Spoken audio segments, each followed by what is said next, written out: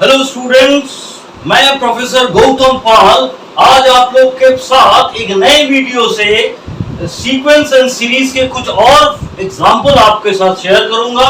पिछले वीडियो में मैंने सीरीज सीक्वेंस के कन्वर्जेंस डाइवर्जेंस को बताया था। एक सीक्वेंस कन्वर्जेंस होने के लिए, सीक्वेंस के कन्वर्जेंस होने के लिए वो सीक्वेंस मोनोटोनिक होना पड़ेगा। मोनोटोनिक माने मोनोटोनिक इंक्रीजिंग या मोनोटोनिक डिक्रीजिंग होना पड़ेगा। साथ में साथ सीक्वेंस बाउंडेड होना पड़ेगा। अगर सीक्वेंस मोनोटोनिक है साथ में साथ बाउंडेड है, इसका माने वो सीक्वेंस का अपर बाउंड है साथ में साथ उसका लोअर बाउंड है, तो वो सीक्वेंस आपका कन्वर्जेंट होगा। क्योंकि हर कन्वर्जेंट सीक्वेंस मोनोटोनिक होता है, हर कन्वर्जेंट सीक्वेंस बाउंडेड होता है।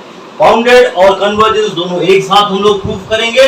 आज हम आपके साथ दो एग्जांपल्स डिस्कस करेंगे जिससे ये टॉपिक आपको और अच्छी तरह से समझ में आए।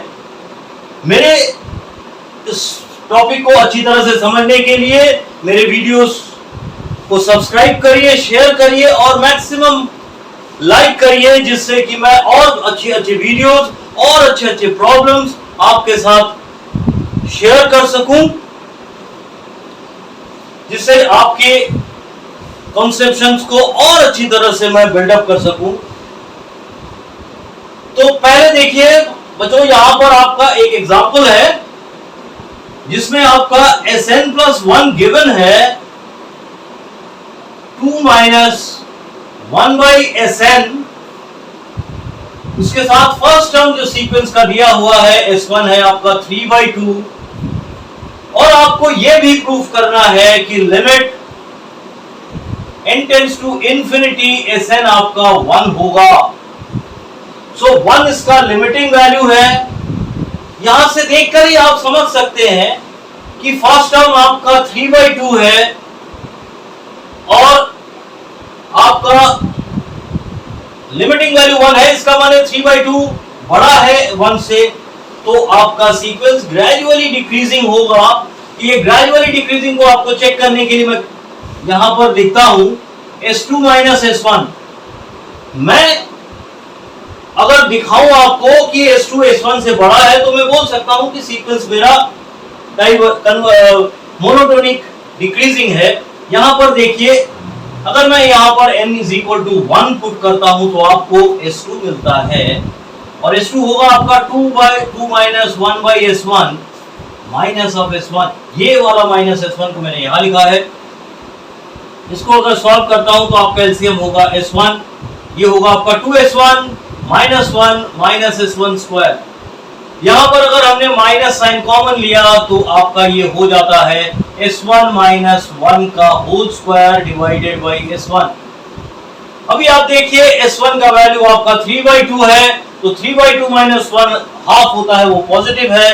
स्क्वायर 1/4 वो भी पॉजिटिव होगा, लेकिन सामने माइनस होने की वजह से ये चीज नेगेटिव होगा, लेस देन 0 होगा। तो आप लिख सकते हैं S2 - S1 is less than 0। This implies, ये क्या इंप्लाई करेगा, आपका S2 जो है S1 से छोटा है। इसका माने ये सीक्वेंस आपका धीरे धीरे छोटा होता जा रहा है, तो आप कह सकते हैं कि ये डिक्रीजिंग सीक्वेंस है। अगर अब आपको मैं दिखा सकता हूं S3 भी S2 से छोटा है, तो मैं लास्ट वाला टर्म देखता हूं Sn+1 - Sn। बच्चों ये क्या होगा, देखिए 2 - 1/Sn - Sn। इसको अगर मैं फर्दर सॉल्व करता हूं तो मैं लिख पाऊंगा Sn 2Sn - 1 - Sn²। इसको आप लिख सकते हैं Sn - 1 का whole square divided by Sn। Minus sign के साथ यहां से आपने माइनस साइन कॉमन लिया है, तो ये भी आपका लेस देन 0 होगा। तो Sn+1 is less than Sn। इसका माने आप कह सकते हैं कि ये एंटायर सीक्वेंस मोनोटोनिक डिक्रीजिंग है। और अब आप एक चीज ध्यान से देखिए,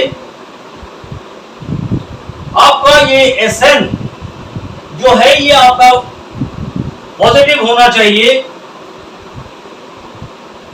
S1 3/2 है और ये मोनोटोनिक डिक्रीजिंग है, तो ये सीक्वेंस ग्रेजुअली कम होते होते मान लीजिए ये 0 तक जाता है, तो मैं कह सकता हूं कि Sn आपका ग्रेटर देन 0 है।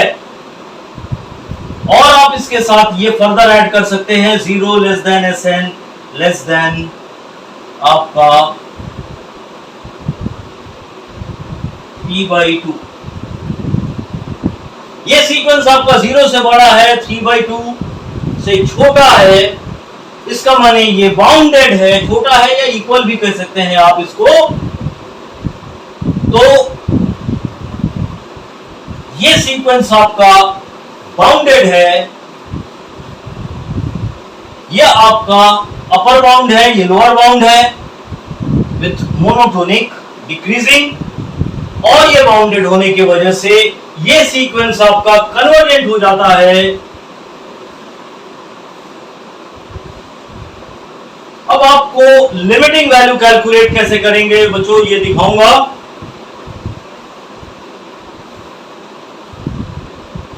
यहां पर देखिए, मैं डस्टर लेके आता हूं।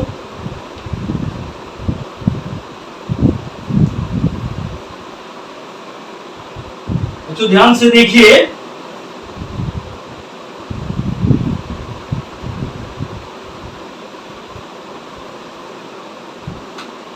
Limit n tends to infinity Sn plus 1, यही है आपका limit n tends to infinity Sn, और ये L है। आपको मालूम होना चाहिए कि लिमिटिंग वैल्यू यूनिक होता है।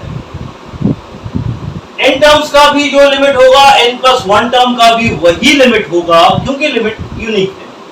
अब आपने Sn प्लस 1 की जगह पर लिमिटिंग वैल्यू L लिख दिया, और Sn की जगह पर आपने ये लिखा नहीं, आप इधर ऐसे लिख सकते हैं बच्चों, limit n tends to infinity 2 minus 1/Sn, यही है आपका limit n tends to infinity Sn, जो कि आपके L के बराबर है।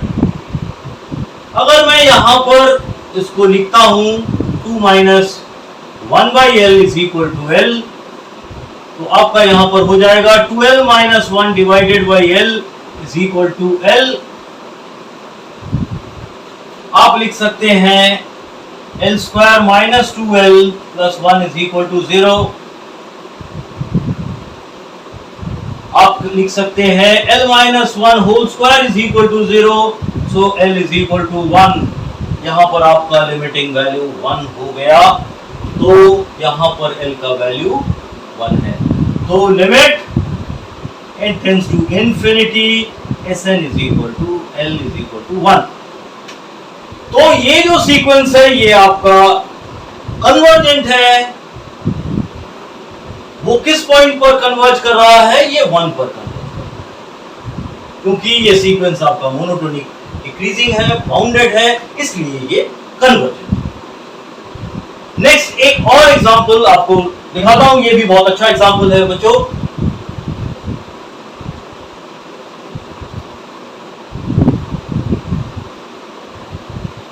यहां पर देखिए, जो सीक्वेंस का n प्लस 1th टर्म है वो है आपका, ये आपका एग्जांपल नंबर 2 है। ये n plus 1 is equal to आपका होता है 4 plus 3an divided by 3 plus 2an। इसका फर्स्ट टर्म a1 आपका 1 है, और लिमिटिंग वैल्यू आपको प्रूफ करना है वो है √2।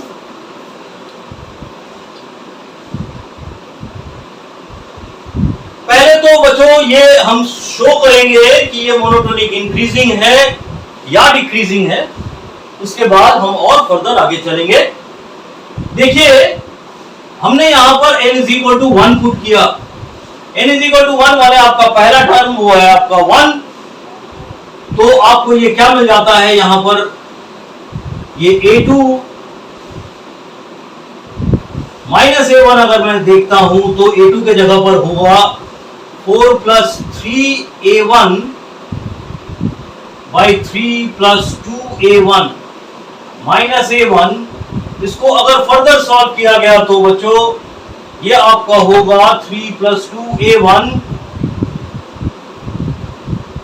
4 plus 3a1 minus 3a1 minus 2a1 square.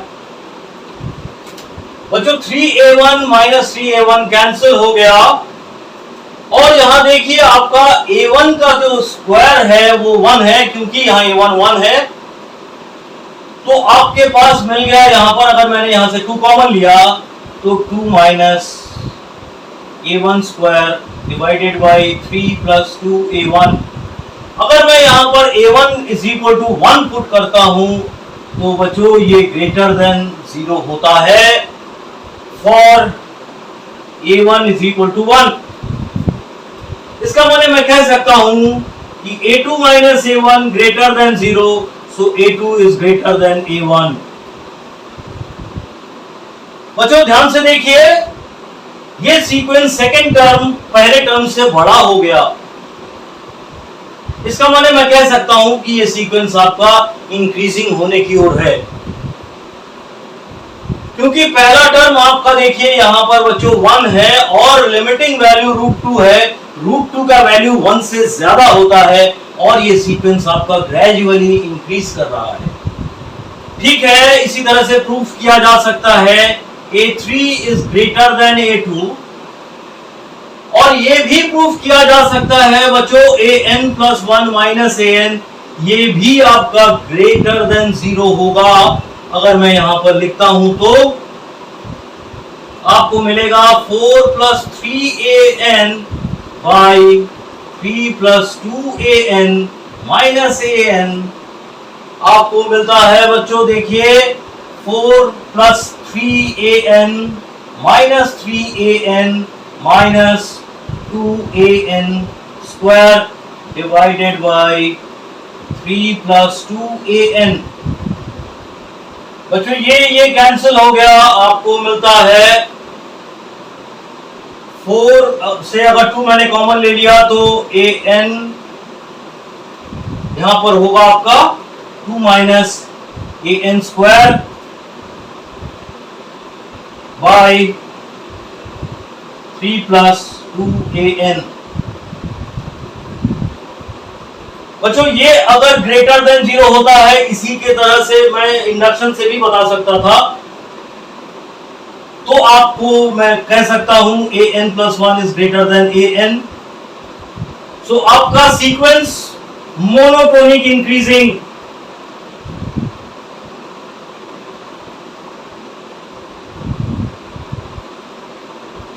an का वैल्यू आपका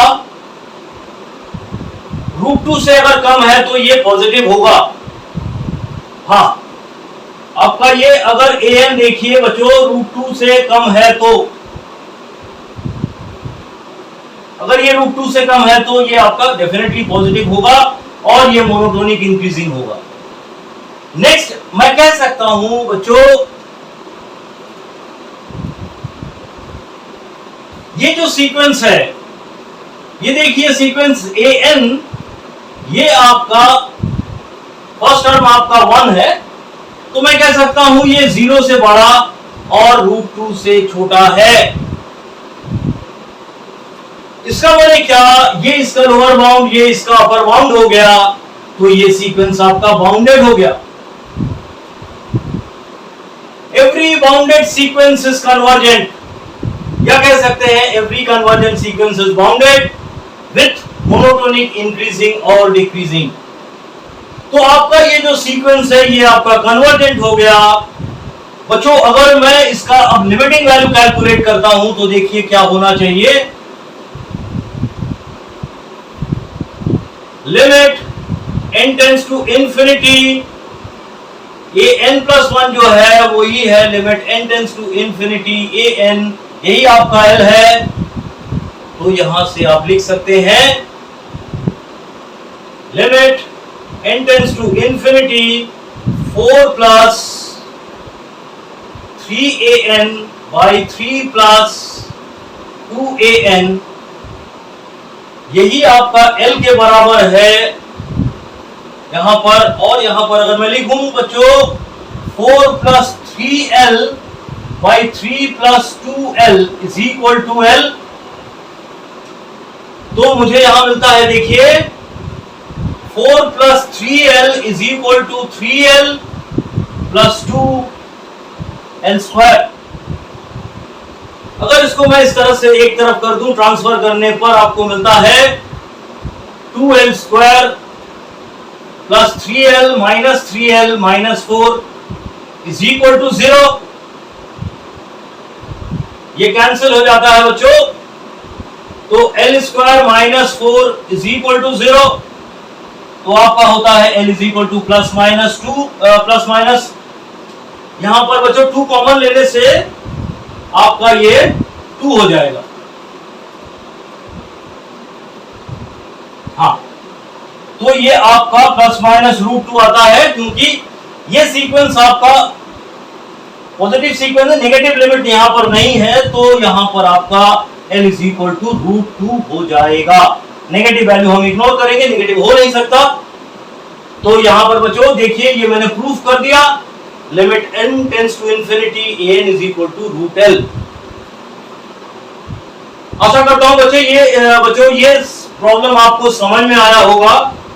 इसी तरह से और अच्छे एग्जाम्पल्स को पाने के लिए आप मेरे चैनल को लाइक कर दीजिए, सब्सक्राइब करिए, और मेरे पिछले वीडियोस को देखने के लिए सब्सक्राइब भी करिए, और मेरे पिछले वीडियोस को देखने के लिए ऊपर आई बटन को प्रेस करिए, वहां पर सारा लिस्ट आपको मिलेगा। वहां से आप मेरे पिछले वीडियोस जो कि मैंने कन्वर्जेंस डाइवर्जेंस पर बनाया हुआ है पॉजिटिव टर्म सीरीज में, वो सीरीज पर सारे वीडियोस हैं, उसको भी आप देख सकते हैं।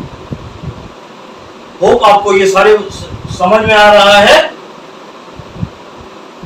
तो आज ये वीडियो यहीं पर मैं एंड करता हूं बच्चों।